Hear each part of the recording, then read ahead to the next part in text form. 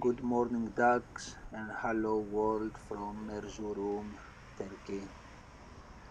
In autumn 2021, on our way from Pontus region of northern Turkey towards Iraq, we made a brief stop in this city.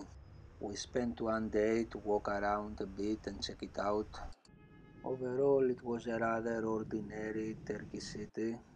Not much to see and do. I think I didn't see a single tourist, which is a good thing. That's what I like. Original culture. People were very friendly and good vibes were prevalent. More than anything else, I enjoyed the weather coming from Pontus, where it would hardly stop raining for more than 5 minutes in a row.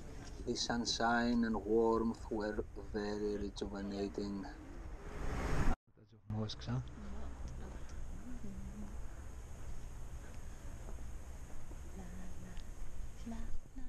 We walked around at random a good deal and ended up in the central square of the city.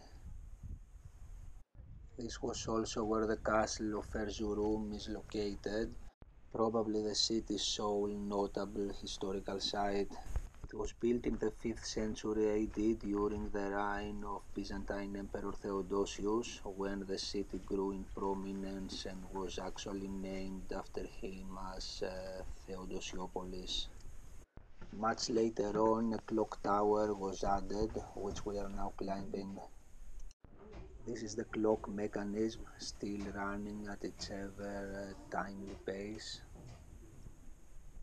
And here we are enjoying the sunny views from the top of the tower, views of a rather detached city, standing sequestered between vast barren surrounding mountains and plains. Back down we continued our walk around the city's various districts at random.